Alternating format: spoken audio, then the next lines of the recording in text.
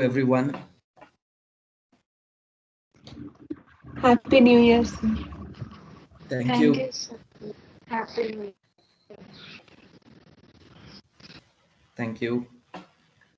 We will start in 1 or 2 minutes. Let me share the slides. Can anyone tell me where I had stopped in the previous class? Which topic we were discussing? I remember we were discussing about the access network types. This Ethernet, sir. what? Ethernet. Home network also you started, sir. You finished explaining the diagram. After Ethernet technology, wired Ethernet, and then home network. Okay, okay. Let me share the slide. Then we'll have an idea. Network edge about end systems, access networks, links I have discussed. I have to start with the network core, right?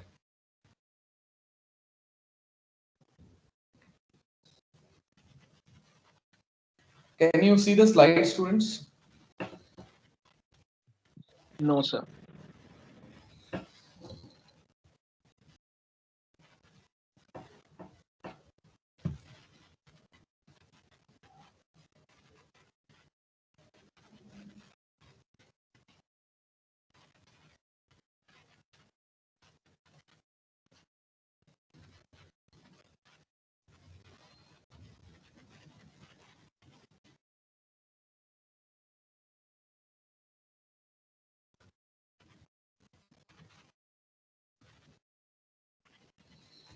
Okay, just a moment.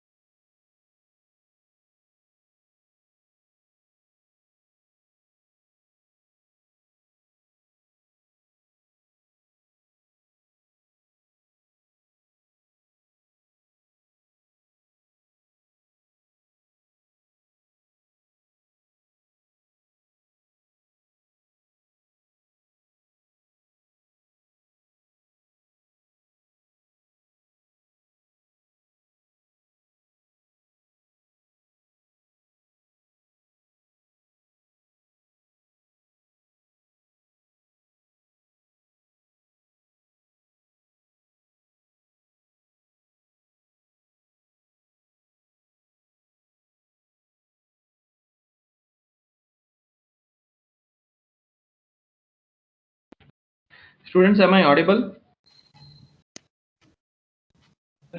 Yes, sir. Okay, just a moment. I am sharing the slide again.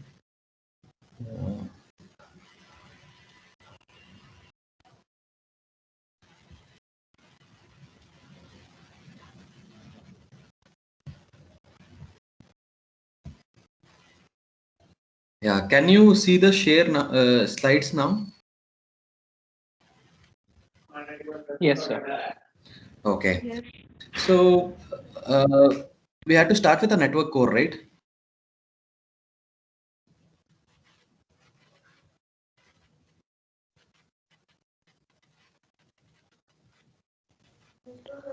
Sir, slides are not visible.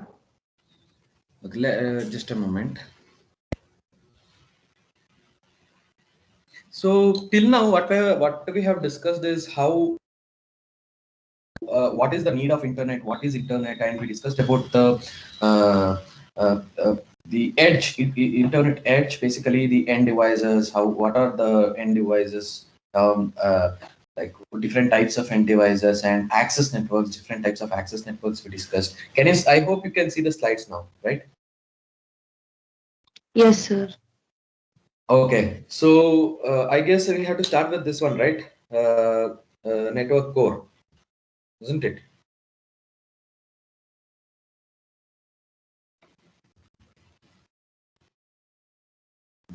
So can you show what comes before this, sir? The slide. Yeah. I will show that to you.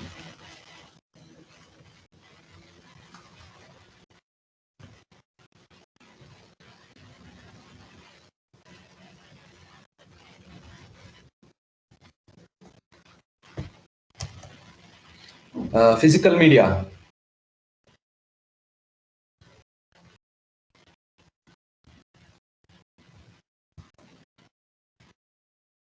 We haven't done all this, sir. Okay, yeah. I remember. Yes.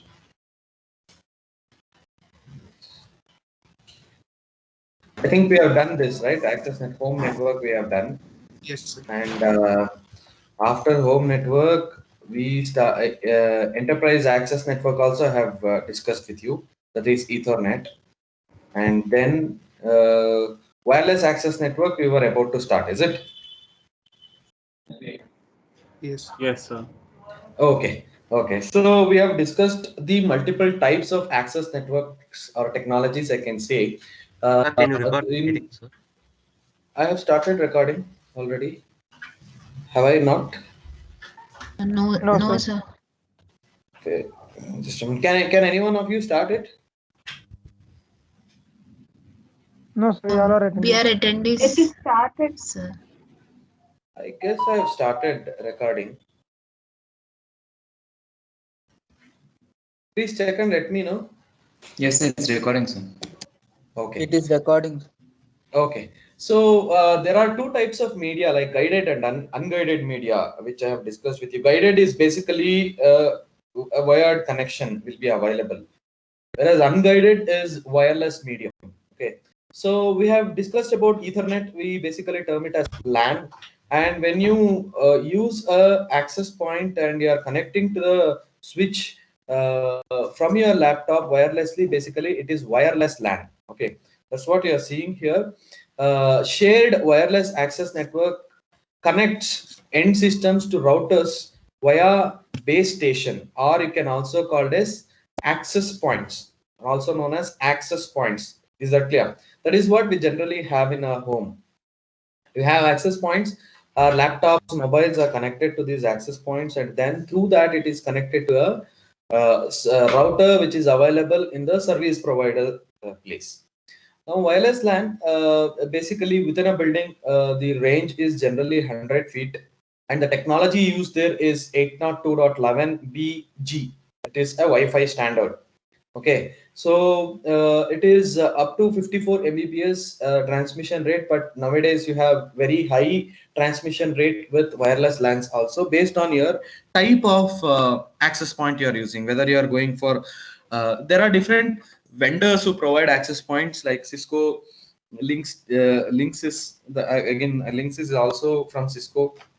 Then you have TP-Link, D-Link. All these are the access point vendors. And that's about the LAN. What is wide area wireless access provided by telco, a cellular operator? 10 kilometers. Our cellular connection is considered to be wide area wireless access. So generally the connection speed will be 1 to 10 Mbps. And I guess nowadays we get more speed also. 3G, 4G, LTE. We have started with 5G also. Of course, not in India, but in other countries, 5G also has started now. So these are the wireless access networks. We will see in depth about this in later classes. So host send packets of data. Host sending function takes application message, breaks it into smaller chunks known as packets, which I have told you. Let me select the pointer. Yes, yeah, packets of length L. So consider the packet size as L bits. A packet have 100 bits. It is in general we call it as L bits. Transmission packet transmits packet into access network at a transmission rate of R. At a transmission rate of R. So L is the size of the packet. That means the amount of data that you are transmitting in that particular packets, amount of bits basically. Then what will be the transmission rate that you are placing it into the link, that is R. So the link transmission rate or the capacity or the bandwidth can be calculated as L by R. Okay, packet transmission delay, time needed to transmit L bits packet into a link is L by R. Is that clear, students? This is a very important equation which you have to remember throughout this course. We will be using this L by R continuously. Okay, you can see there is an example here, 2 packets of L bits each, and the link is link speed is basically R. Okay, so the equation to find the delay is L by R. That means how much time will this system take to transmit its packet to the next system with one link. If there are multiple links like this, if there are 5 links, 5 into L by R. Is that clear? So if the link transmission speed changes, then you have to calculate individually. Is that clear? That you have to keep in mind. So that's about the how hosts send packets. And let's move to the physical media. What are the different types of physical links that are available to transmit those packets? Propagates between transmitter and receiver bits. Bits basically are transmitting data with respect to bit, either it is 1 or 0 between transmitter and receiver. So what are the physical links? What lies between transmitter and receiver? A connection. Is that clear? They are called as termed as physical links. Guided media basically will have copper cables or fiber or coaxial cables. Unguided media will be through radio, satellite communication, even cellular is also unguided media. So what is twisted pair? 2 insulated copper wires are considered as twisted pair. It is a category 5, that is 100 Mbps or 1 Gbps Ethernet. So basically the Ethernet link, what we use, RJ45 cables, basically they are twisted pair copper cables, which provides you 100 Mbps to 1 Gbps Ethernet link.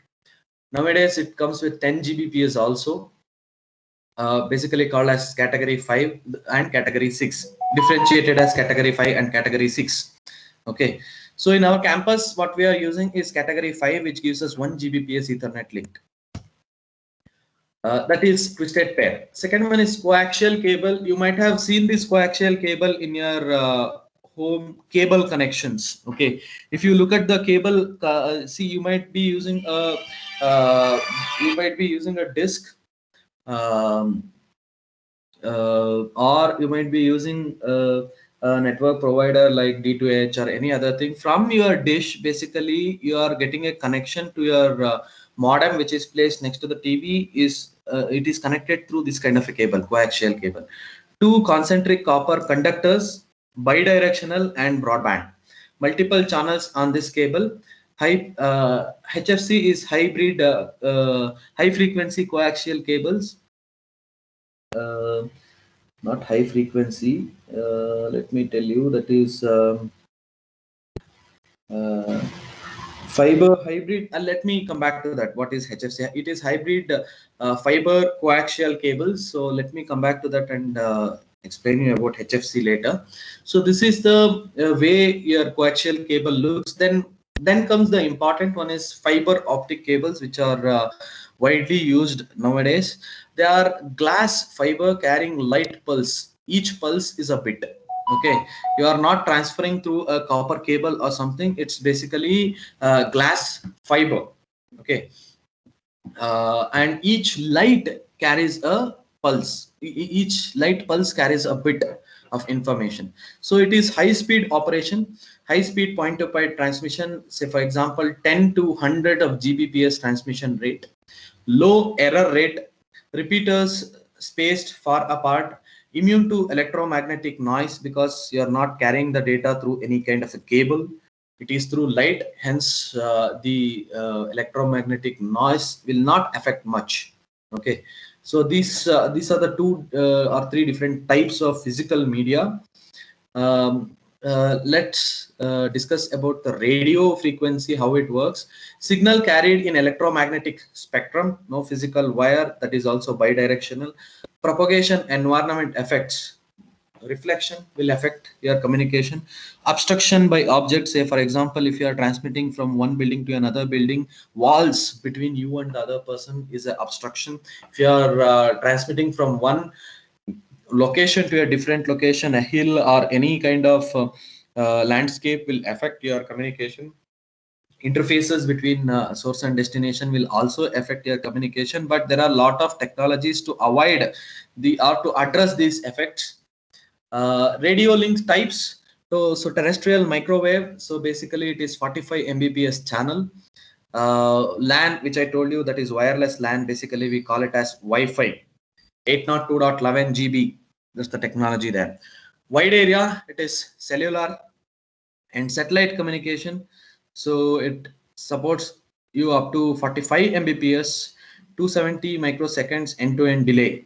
So when you are transmitting to a very large distance, basically satellite communications are used, and we are not widely using it. It is used by basically defense purpose.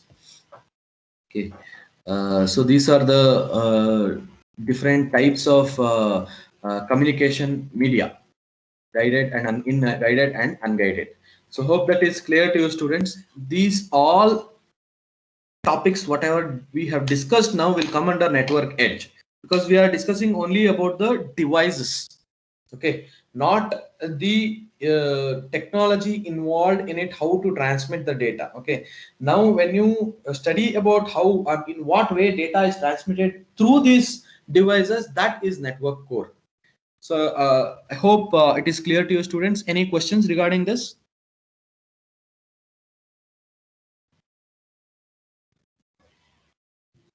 Am I audible, students?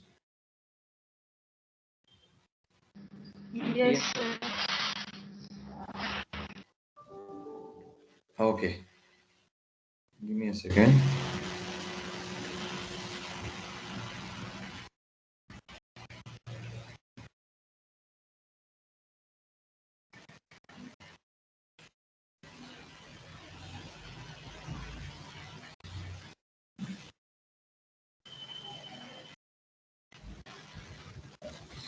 Okay, so next we will move on to network core, quite an important topic, because we'll be discussing about packet switching, circuit switching, the difference between them, network structure, everything in it. Okay, so let's start. What are the things that are involved in network core? Mesh or interconnected routers. You can see the different types of connections here. Mesh is basically one-to-one. Every router or every node is connected to any other node directly. Packet switching, host breaks application layer messages into packets, forward those packets from one router to next across the link on path from source to destination. Each packet is transmitted at full link capacity. Okay, that's about packet switching. So let us see in detail what is store and forward. There are two types of packet switching technology, students: store and forward, and the other one, let me check. Okay, we are not discussing the second one in your course. The first one, the one which we are discussing here is store and forward. So store and forward is a very important topic under packet switching. So basically what happens here, you have L bits, okay, in a packet. You can see the diagram, students. It is important and it is quite tricky to understand. Okay, you have L bits per packet. From your source, you are transmitting that packet to a destination, and there is a router in between you and your destination. Okay, so the bits in that packet, all the bits of the packet will not reach the intermediate router at a time. Okay, first bit of that packet will move first, second bit of that packet will move next, third bit of that packet will move next, like that. Nth bit of that packet will move to the next router at the end. Okay, it happens like that. You cannot place, you cannot copy all the bits of that packet and place it in the router at a time. That's not the case. Bitwise it is transmitted into the next router. Okay, so here, until and unless this router receives the nth bit of this packet, this router is not going to transmit that packet to the next link. Okay, that means, see, after receiving or immediately after receiving the first bit of the packet, this router could have transmitted that bit to the next link, but this router is not doing it. This router is waiting to receive all the bits of this packet. Only after receiving the all bits of this packet, it will be transmitting to the next link. I hope I am clear to you, students. Is it clear to you? If you have any questions, please ask and get it clarified now itself. Any questions, students?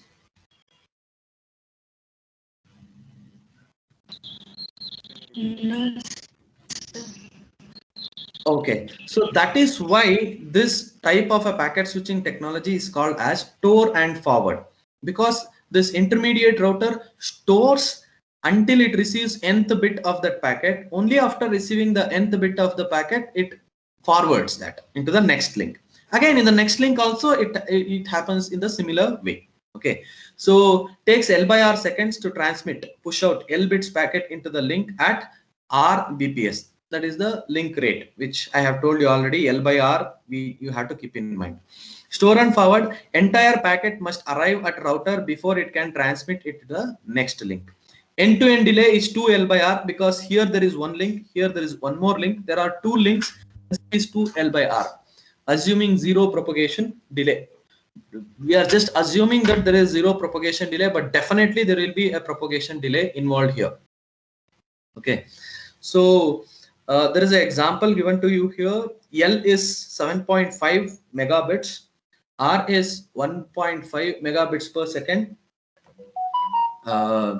So it is one hop transmission delay is 5 seconds, because 7 by 7 L by R, 7.5 divided by 1.5. There will be a delay of 5 seconds. That's the propagation delay. You cannot, basically you cannot term it as delay. It's the time taken to transmit a packet from one node to another node, but generally it is termed as propagation delay. Packet switching, the next thing is queuing delay. So what do you mean by queuing delay, and what kind of loss that can be occurred when there is a queuing delay? See, you can observe here, there is a router here, and this router is receiving packets from both A and B at a speed of 100 Mbps. Okay, so this router has to place those packets into a link which has to be transmitted to another network, and that link speed is 1.5 Mbps.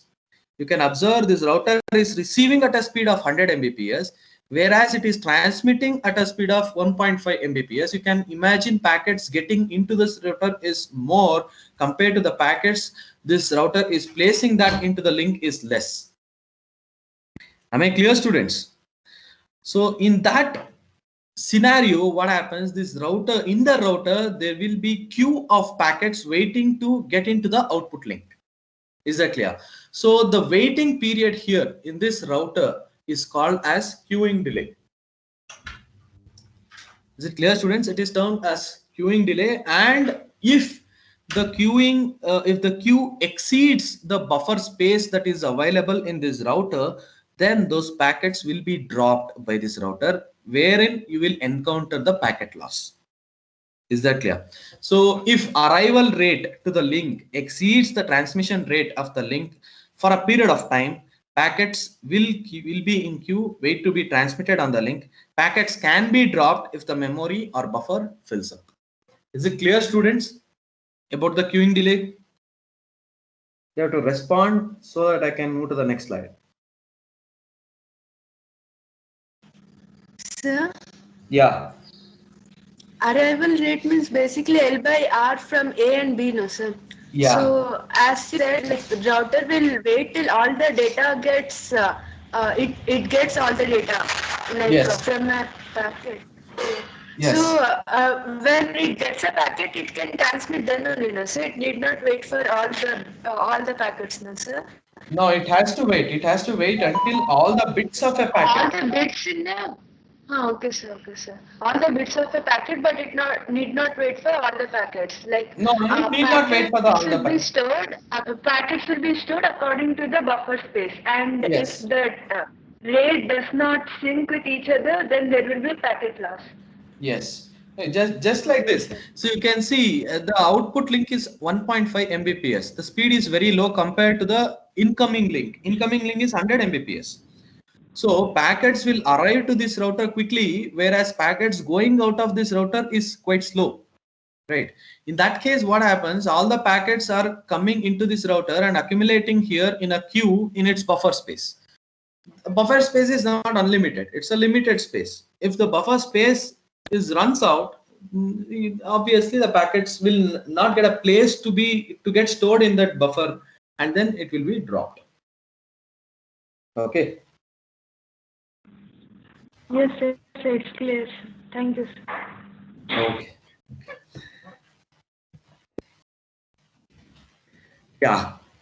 Two key network core functions, that is routing determines secure destination route, source to destination route taken by the packets, and forwarding move packets from router's input to appropriate router's output. This is very important, students. The difference between routing and forwarding. Many students, even after the course gets completed, will have this doubt. Okay, routing and forwarding. You have to have a clear idea of the difference between routing and forwarding. Let us start with the forwarding.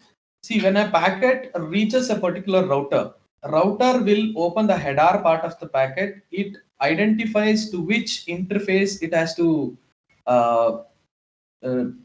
send the packet as an output link. Okay, see, for example, in this diagram you can see a packet is coming into the router with an interface, say, consider it as 0, and once the packet is reaching this router has to decide there are 3 links, 1, 2 and 3, to which particular output link it has to be forwarded. It opens the packet header, looks into the destination address, then it decides. Okay, there is a time delay involved here. That delay is called as processing delay. We will look into that later, but what you have to understand here is the process of deciding to which output link it has to place that packet is called as forwarding. From an input link, putting it into an output link is basically forwarding. Whereas routing means from source to destination completely. It might cross multiple routers, but from source to destination, the whole route is basically considered as routing. Okay, so that's what the definition given here to you. Routing determines source to destination route taken by a packet. Forwarding is moving packets from a router's input to an appropriate output.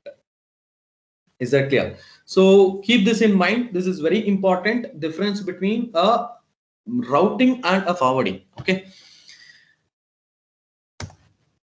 Will you just repeat again, sir? Difference between routing and forwarding. See, forwarding means when a router receives a packet, it has to decide to which output link it has to place that packet. Okay, because a router might have multiple interfaces in it. A packet will come through an input interface. Forget about the input interface. There are 3 output interfaces. To which output interface this packet has to be forwarded? That has to be decided by the router, and that process is called as forwarding. Placing a packet from an input link to an output link, that is forwarding. What do you mean by routing? Routing is considered as a whole. From source to destination, you might cross multiple routers. It's a route basically. See, you can reach. Let me take the pointer. Okay. See here. This is. Let me consider this as a source. Okay, and this as destination. Okay, source and a packet will come into this source router, and source router will forward that packet from this input link to this output link, which is 2. Okay, packet will move from here to here. This whole process is called as routing, whereas moving here to here is forwarding. And routing can take multiple paths. There is another path also here.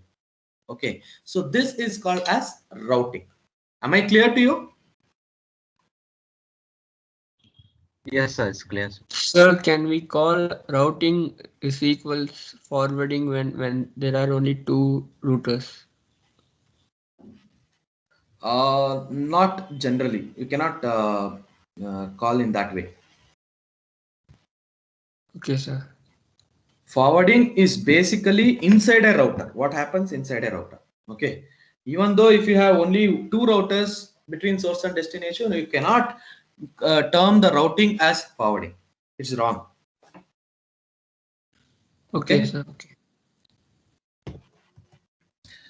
So the other type of switching is circuit switching. So let me give a example to you before going into circuit switching. See, in packet switching, what happens? You have packets. Okay, let me take a scenario. You are going to a hotel for dinner today. Okay, there are 2 options. One is you call the hotel, make sure you book a table for you at 8:30 p.m. today, and when you go there at 8:30 p.m., the table will be free for you. But there is a process involved before you reach there. Okay, you have to call the hotel person, you have to ask him to book a table at 8:30. You are doing that. That process has to be done by you. Now, the other process is you don't book or you don't do anything. You just go there at 8:30. If the table is free, you occupy that. If the table is not free, you wait for some time so that a table gets free and then occupy it. Okay. Did you get the difference, students, between these two? One is pre-book. Other one is don't do any pre-booking. Yes, Just go there. Just go there. Wait for your time. If it is free already, you can use it. If it is not free, you wait and then you occupy it. That's how you can differentiate a circuit switching and packet switching. Circuit switching, what happens? You are going to pre-book all the resources before sending a packet from source to destination. A link, a router, everything you are pre-booking. Whereas in packet switching, what happens? You are not going to do any pre-booking. You will, irrespective of their work, you will send a packet, and packet has to wait. If the router is busy, if the links are busy, packet has to wait, and only then when it gets free, it has to be forwarded. Okay, so let us see in circuit switching in detail what happens. End-to-end resources allocated to reserved for a call between source and destination. In diagram, each link has 4 circuits. You can see a link between 2 routers has 4 circuits. That means 4 ways it can transmit. Call gets second circuit in the top link and first circuit in the right link. You can see here, from here to here, the call gets second circuit in the top link and first circuit in the bottom link, in the down link, I can say. Okay, similarly, if it has to communicate to this, it may directly go in this way. So basically, you are reserving those links. Dedicated resources, no sharing. That means whenever you are transmitting a packet from here to here, there are 2 links which are involving. These 2 links, the second circuit and this first circuit will be dedicated to this communication. Okay, it will not be assigned to anyone else. Circuit segments, circuit link performance. Okay, circuit segments idle for not used by the call. You will reserve it for some particular time. Even if you don't use, that reservation will be there for you. Is that clear? It's a drawback here. even if you don't use it, so for example 8:30 you are booking a table, even if you don't go there for some time, that will be reserved for you. Okay, only after some time, a buffer time, that will be freed for any other use. Sorry.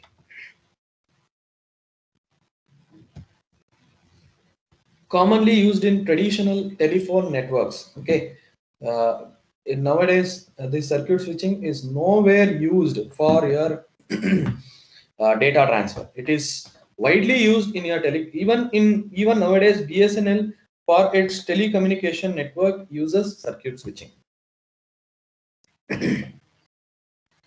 You might have come across switching office of BSNL, like that. You might have come across that switching office where this switching happens. So what happens in circuit switching? There are two technologies, FDM and TDM. That means how these links are assigned.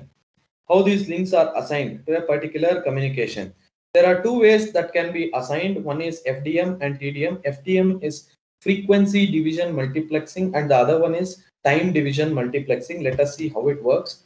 See, this is a frequency band. You can see here the whole this particular frequency, it's a band, and this frequency band is divided into 4 different frequency bands again. Is that clear? 4 different channels, I can say, of different frequencies.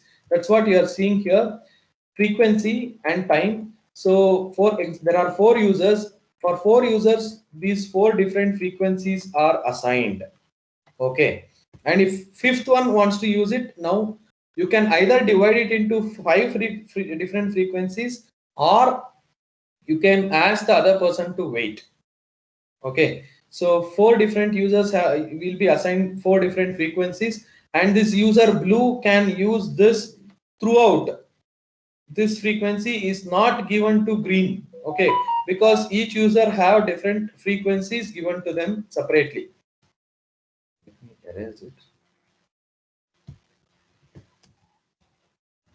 Is it clear, students? That's about frequency division multiplexing. And what happens in time division multiplexing?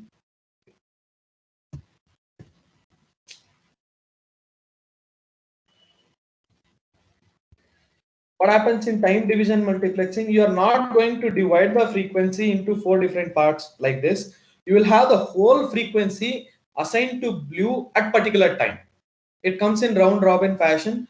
Blue will use this whole frequency band for a small amount of time. Then that will be given to green. Then that will be given to orange. Then it is given to purple. Then again it comes to blue. Like that it continues. You can see this is 4 users. Is that clear? 4 users in a frame. It is called as a frame. Okay. And this individual user time is called as a slot. Frames and slots. Is it clear, students? That's the difference between frequency division multiplexing and time division multiplexing. With respect to the performance, both provides almost similar performance because you are using the whole frequency band in time division multiplexing for a very small time. Here what happens, you are using a limited frequency band for a continued period. Okay, both performance of both is almost similar here.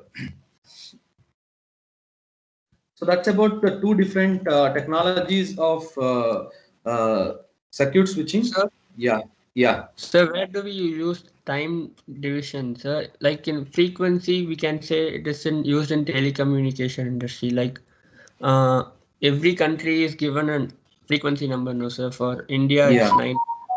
Yes. But what is for time, sir? Can you give any examples for time? See, basically in the frequency itself, you are dividing it. No. See, frequency is same. Here also in time division also you can see the frequency band. Here also you can see the frequency band, and in that you are going to divide. See, as you said, we have 9 for India, but that frequency band, there is a frequency band allocated in that 9. In that you are going to divide it as different time slots for different users.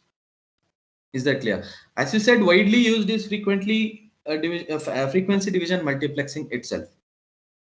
For example, for Airtel, a separate frequency is allotted for Airtel, separate frequency is allotted for Vodafone. It goes on like that, and in that Airtel will decide like whether it has to go for again frequency division or time division based on different zones. Okay. But in time division, no two users can use at the same time. That is a Yes. drawback. Yes, that's a drawback. But at that particular time, a user will get complete frequency. That means in here, your transmission speed will be low. Here, transmission speed will be very high. But partly you are getting the transmission slot here. After see here, here, here, here, like that. You are getting it in a round robin fashion. You are not continuously sending the data. You are sending the data partly. Yes, sir.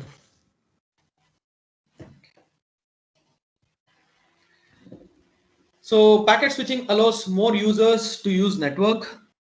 For example, 1 Mbps link, if you have 1 Mbps link, each user 100 KB when active 10% of the time. So we will take up an example for this in the next class, and we will discuss about this if for example it is taken as 10 users. If the 10 users are there for 1 Mbps link, 100 kbps will be allotted to each user, and each user will get 10% of the time, 10% of the frequency. With 35 users, probably 10 active at the same time is less than 0.0004. So we'll take up an example in the next class and we will discuss about it. Okay.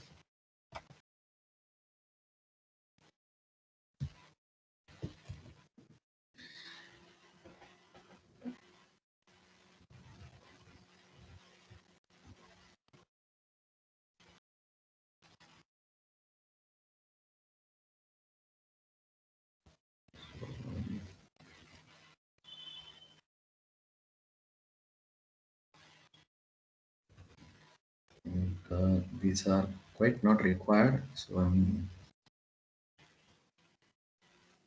just have a look at it about the ISPs, internet service providers. End systems connect to internet via access internet service providers, residential, company, or university ISP. Access ISPs in turn must be interconnected so that any two hosts can send packets to each other. Resulting network of networks is very complex. Evolution was driven by economics and national policies. So basically the internet service, say for example, you are connected to Airtel, the other person is also connected to Airtel in another location. So those two has to be internally connected. Even if it is Vodafone, again, that also has to be internally connected so that your transmission should happen. Okay, so connecting each access ISP to each other directly doesn't scale.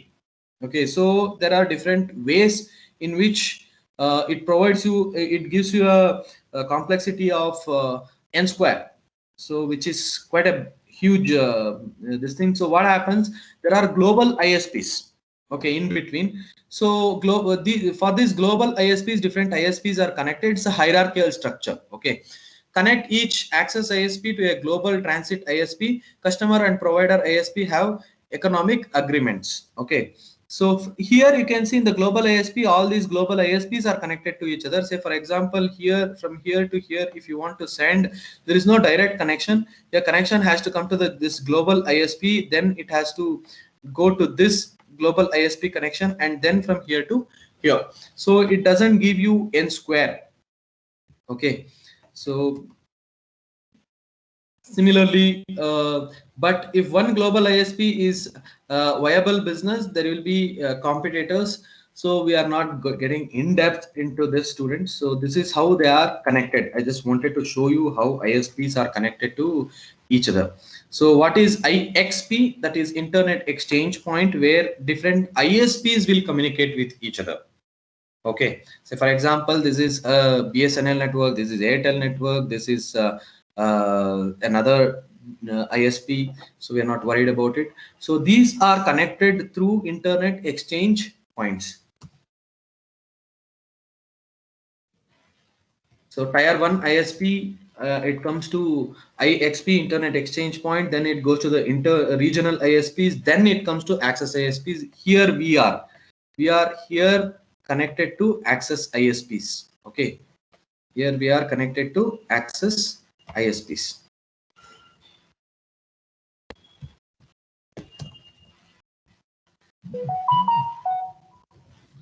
Anyway, I will share this slide. You can just go through these slides later. So we will stop here. That's about network core. We will be discussing delays, different types. We have come across these different types of delays: propagation delay, queuing delay. I told you, processing delay. Also, I've told you there is another delay, transmission delay. We will discuss about these types of delays, throughput, and about networks in the next class. All these comes under performance options of network. Okay. So we will see to this in the next class. Till there, thank you. If you have any questions, you can ask and get it clarified.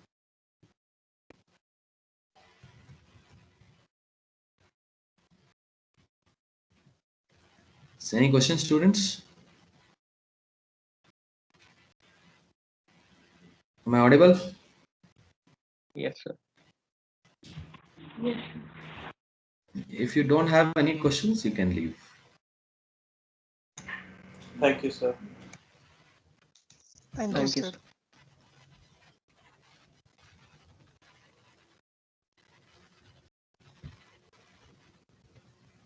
sir.